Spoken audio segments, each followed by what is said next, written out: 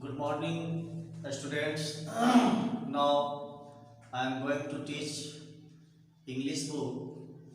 The lesson of which is a poem, a very beautiful poem headed as Friends.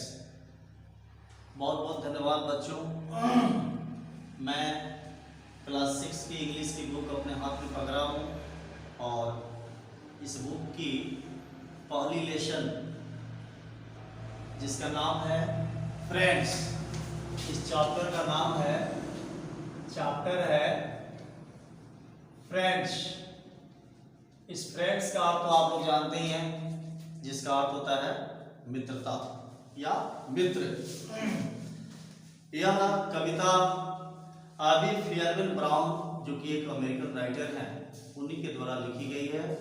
और इस कविता को जब आप पढ़ेंगे तो आपको पता चलेगा कि यह कवि प्राकृतिक सानिध्य में रहना बहुत पसंद करता है। प्रकृति से प्रेम करना इसकी जिज्ञासा है। मैं आपको ये कविता पढ़ाने जा रहा हूँ और सबसे पहले आप इस कविता के राइटर एबी फेयरवेल ब्राउन, जो कि एक अमेरिकन राइटर हैं, ये प्रकृति से बहुत इनका लगाव है। शुरू से ही यह प्रकृति के ऊपर कई तरह की कविताएं लिखे हुए हैं। आइए क्लास 6 के विद्यार्थियों के लिए इंग्लिश की इस बुक में फर्स्ट लेसन के रूप में कवि एक कविता को प्रासंगिक कैसे कर रहा है, प्रकृति के सानिध्य में कौन कौन सी चीज़ें लव करने योग्य है, प्यार करने योग्य है और उनसे अपने आनंद को शेयर करने योग्य है, कौन कौन सी चीज़ें प्रकृति की आपके हृदय के फूल को खिला सकती है, आनंद में आपको मग्न कर सकती है। आइए सबसे पहले मैं चाहूँगा कि जो मेरे स्टूडेंट्स हैं क्लास 6 के, वे इस कविता के कुछ डिफिकल्ट वर्ड्स हैं जो इटालिसाइज्ड है इसमें, उनको मैंने यहाँ पर बोर्ड पर लिख दिया है, उनका मीनिंग भी हिंदी में लिख दिया है। एक बार मैं पढ़ देता हूँ आपकी सुविधा के लिए। BENT, अगर आपके पास बुक हो तो आप बुक में उस कविता को देख सकते हैं। BENT, bend. इस बेंड वर्ड का अर्थ होता है झुका हुआ। आपको पता होगा BENT बेंड माने झुकना, बेंट मीन्स झुका हुआ। दूसरा वर्ड है फ्लिकर, FLICKER। इस वर्ड का मीनिंग होता है, जैसा कि इस कविता में यह वर्ड यूज हुआ है उसके अनुसार इसका अर्थ हुआ चमचमाना या शाइन करना, चमकना। अगला वर्ड है विस्पर। विस्पर का अर्थ होता है, इसका स्पेलिंग भी मैं बोल देता हूं आपकी सुविधा के लिए, WHISPER। विस्पर अर्थात फुसफुसाना, कान में फुसफुसाना, इस विस्पर का मीनिंग हुआ। अगला लास्ट वर्ड है स्कार्सली। स्कार्सली ये निगेटिव वर्ड है, यानी इसका जो भाव होता है वो नकारात्मक, यानी शायद ही कोई क्रिया संपन्न होती है किसी एजेंट के द्वारा, लेकिन वह शायद ही अर्थात निगेशन का भाव इस वर्ड में व्यक्त रहता है। आइए चलते हैं। इन तमाम वर्ड्स को लिखने के बाद, बताने के बाद, आइए इस कविता को पढ़ाने की हम कोशिश कर रहे हैं। आप जहाँ कहीं भी पढ़ रहे हैं, मुझे देख रहे हैं, इस वीडियो के माध्यम से आप ध्यान से इस कविता को देखेंगे, सुनेंगे। इस कविता का फर्स्ट स्टेंजा है, 4 लाइन की ये स्टेंजा है। लिखा है इसमें, हाउ गुड टू ले a little while and look up through the tree, the sky is like a kind big smile bent sweetly over me. यानी हाउ गुड टू ले अ लिटिल वाइल, कवि कहना चाहता है कि आप जीवन के समय को व्यर्थ में ऐसे ही गंवा देते हैं, लेकिन जीवन में कुछ ऐसा पल निकालिए जिससे कि आप अपने विचारों को, अपने आनंद को प्रकृति के साथ शेयर कर सकें। कवि कहता है कि हाउ गुड टू ले अ लिटिल वाइल, कितना अच्छा होगा यदि प्रकृति के सानिध्य में आप लेट जाएंगे और and look up through the tree, और अपनी नजर, अपनी दृष्टि हरे भरे पेड़ों के ऊपर लगाएंगे तो आप जरूर आनंदित महसूस होंगे, आपको जरूर कुछ नई चीजें करने की प्रेरणा मिलेगी। तीसरे लाइन की बात है, the sky is like a kind big smile. कवि बताता है, मैं आपको बता दूं, यहाँ लाइक LIKE लाइक वर्ड का इस्तेमाल हुआ है। लाइक का अर्थ होता है के समान, लाइक जिसका अर्थ है के समान। कवि बताना चाहता है आपको कि जब आप धरती पर लेट करके खुले आसमान में, अगर स्वच्छ आकाश में यदि आप दृष्टिपात करते हैं, देखते हैं, तो यह दृश्य आपको कैसा महसूस होगा। कवि कहता है the sky is like a kind big smile. आपको ऐसा महसूस होगा जैसे कि कोई अपनी मुंह फाड़ फाड़ करके हंस रहा हो, और उसकी हंसी को कवि कहता है अ बिग स्माइल, बहुत बड़ी मुस्कान है आकाश की आपके ऊपर, यानी आपको देखकर आकाश भी मुस्कुरा रहा है। बेंट स्वीटली ओवर मी, जो कि आपके ऊपर आकाश झुका हुआ प्रतीत होता है। यह प्रथम स्टेंजा की बात है। तो मैं एक बार पुनः प्रथम स्टेंजा की मुख्य मुख्य बातों पर दृष्टिपात करता हूं, आप ध्यान से सुनेंगे। कवि कहता है कि हाउ गुड टू ले लिटिल वाइल, थोड़ी देर पढ़कर, लेकिन पढ़ना, सोकर, और ले लिटिल वाइल, थोड़ी देर जमीन पर पड़े रहना कितना सुंदर लगता है, कितनी अच्छी बात है। And look up to the tree, और प्रकृति के हरे भरे पेड़ों के ऊपर दृष्टिपात करना कितनी अच्छी बात होगी। और क्या है, the sky is like a kind big smile, और आसमान क्या है, यह बहुत विशाल है, और जब यह मुस्कुराता है तो अपनी मुंह बहुत विशाल प्रचंड मुंह फाड़ता है, ऐसा कवि को प्रतीत हो रहा है। और वैसा मनोवेग, वैसा मनोभाव आपके अंदर भी वो पैदा करना चाहता है कि आप भी इस प्रकृति के अवयवों से, प्रकृति के सानिध्य में रहकर उस प्रकृति से आप आनंद उठाएं। The sky is like a kind big smile, आसमान हंसता है और ऐसा नजर आता है कि वह अपनी मुंह फैलाया हुआ है हमारे सिर के ऊपर, बेंट स्वेटली ओवर मी, और वह हमारे ऊपर झुका हुआ है। दूसरे स्टेंजा की बात है, The sunshine flickers, और साथ ही एक दूसरी घटना प्रकृति हो रही है कि सूरज की किरणें चमचमाती हुई आगे की ओर बढ़ रही है थ्रू द लेश, और यह ऐसे बह रही है जैसे कोई, आप, लेस का अर्थ होता है फीता, लेस का अर्थ होता है फीता, यानी इस तरह से बह रही है जैसे मानो वह सीधी रेखा में गमन कर रही हो। Of leaves above my head, और पत्तियों के ऊपर उसकी पड़ रही है। अबव माय हेड, जो मेरे सिर के ऊपर वृक्ष है, और वृक्षों पर जो पत्तियां हैं, उन पत्तियों के ऊपर सूरज की किरणें आ पड़ती है। And kisses me upon the face, और वहां से टकराकर पुनः मेरे चेहरे पर पड़ती है, यानी मानो वह मुझे किस कर रही है, बिल्कुल उसी तरह जैसे एक माँ अपने बच्चे को दुलार प्यार में किस करती है, चुम्बन लेती है।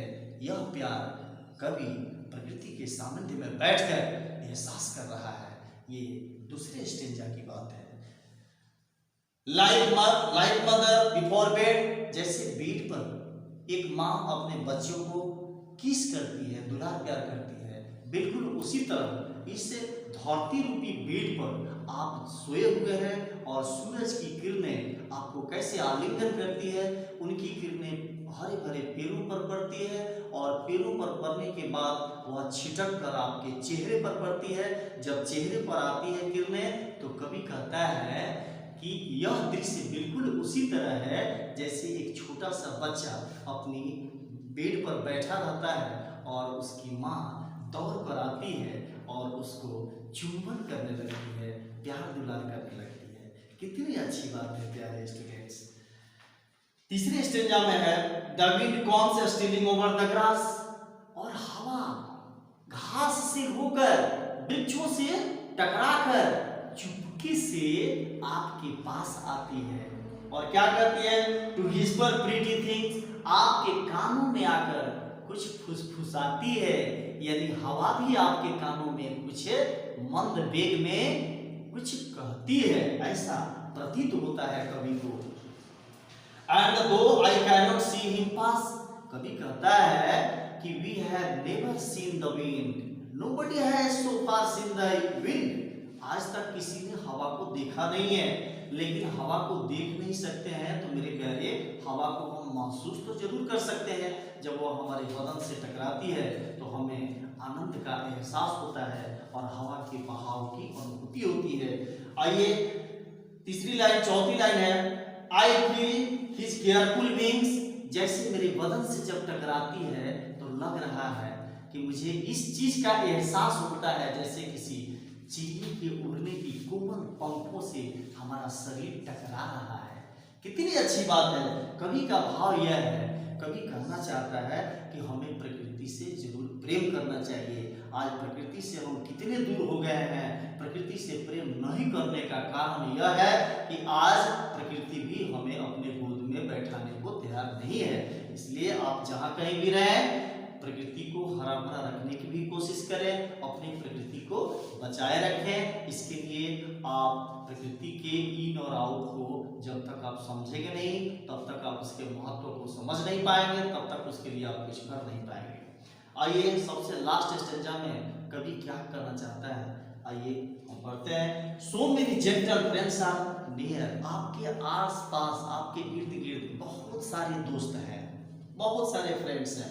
One can scarcely see, जिन्हें वह शायद ही देख पाता है। कवि का भाव है कि आपके इस प्रकृति में बहुत सारे मित्र हैं।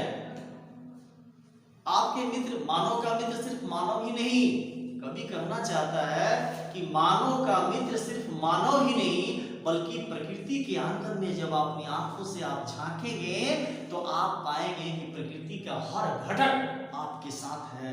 प्रकृति की हर पार्ट, पेड़, वृक्ष, मैदान, घास का मैदान या नदियां, तालाब, पहाड़ियां, ये सब सपाट मैदान, ये सारी चीजें आपसे कुछ कहती है और उसके आनंद को आप हृदय में, अगर वैसा हृदय आप बना सकते हैं, उसकी भावनाओं को समझ सकते हैं, तो आप प्रकृति के सानिध्य में बैठकर उसका आनंद उठा सकते हैं। कवि अंतिम स्टेंजा में आपको शिक्षा देते हुए यह कहना चाहता है कि so many gentle friends are near. कवि कहता है कि आपके इर्द गिर्द आसपास बहुत सारे दोस्त हैं, बहुत सारे मित्र हैं। वो वन कैन स्कार्सली सी, जिसे आप कहीं शायद ही देख पाते होंगे। आपकी प्रकृति में बहुत सारे मित्र हैं जिसे आप शायद ही एहसास कर पाते हैं, देख पाते हैं, उन्हें समझ पाते हैं। A child should never feel a fear। इसलिए कवि कहता है कि जो हमारा स्टूडेंट है, जो बच्चा है, उसे कभी फील नहीं करना चाहिए, यानी उसको कभी डरना नहीं चाहिए, उसे कभी भी भय नहीं रखना चाहिए। Whenever he may be, चाहे वह जहां कहीं भी हो, वह प्रकृति के सानिध्य में। यानी इस कविता का सार तत्व यह है कि कवि कहना चाहता है इस कविता के माध्यम से आपको कि आपको प्रकृति से प्यार करना चाहिए। प्रकृति की गोद में हम पलते हैं, हम अपने जीवन की सारी क्रियाएं प्रकृति के सानिध्य में करते हैं। इसलिए प्रकृति हमारी मित्र है, हमारी दोस्त है, दुश्मन नहीं। इसलिए हम प्रकृति के नियमों का पालन करें और प्रकृति का संरक्षण करें। इससे हमारा भविष्य जुड़ा हुआ है और तब हम प्रकृति के नियमों पर चलकर अपने जीवन को आनंदित बना पाएंगे। That's all. Thank you so much for listening this video. Hello students, good morning to everybody. चूंकि आप जानते हैं इससे पहले आपको मैं क्लास 6 के हिस्ट्री का वीडियो बनाकर भेजा था, उसके आगे मैं एक बार पूरा आपके समक्ष पेश हूँ। मैं यहाँ क्लास 6 का हिस्ट्री का चैप्टर 1 है और जहाँ से मैंने छोड़ा था उसके आगे मैं पढ़ा रहा हूँ आपको। इसमें है कि to study of the past. इसमें बताया गया है कि हम अपने पास्ट यानी अतीत का अध्ययन कैसे करते हैं।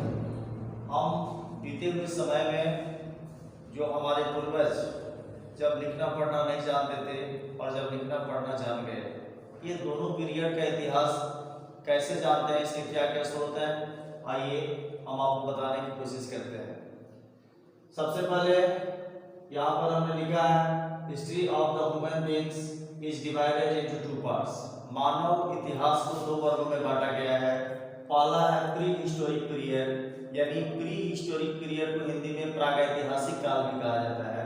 यह वैसा काल है जिसमें मनुष्य लिखना पढ़ना नहीं जानते थे, यानी the period in which human being did not know reading and writing. इस पीरियड को प्री हिस्टोरिक पीरियड कहा गया। दूसरा प्री हिस्टोरिक पीरियड कहा गया, और इसके साथ ही जो प्री हिस्टोरिक पीरियड के मानव थे वे किस पर लिखते थे, आपको ये जानकर आश्चर्य होगा या आपके मन में ये सवाल उठ सकता है। तो वे जिस चीज पर लिखते थे, जिस चीज का यूज करते थे, लिखते तो नहीं थे, तो उन चीजों का यहाँ पर हमने विवरण दिया है। जैसे फॉसिल्स, उन लोगों ने फॉसिल छोड़ा। फॉसिल का अर्थ होता है अवशेष। जिन चीजों का वे लोग यूज करते थे उन चीजों को वे छोड़कर चले गए, और इतिहासकार उन चीजों को भूमि के अंदर से खुदाई करके और उस आधार पर उनका इतिहास बनाया गया है। दूसरा है बोन्स, हड्डियों का यूज करते थे तीर धनुष बनाने में, शिकार खेलने में।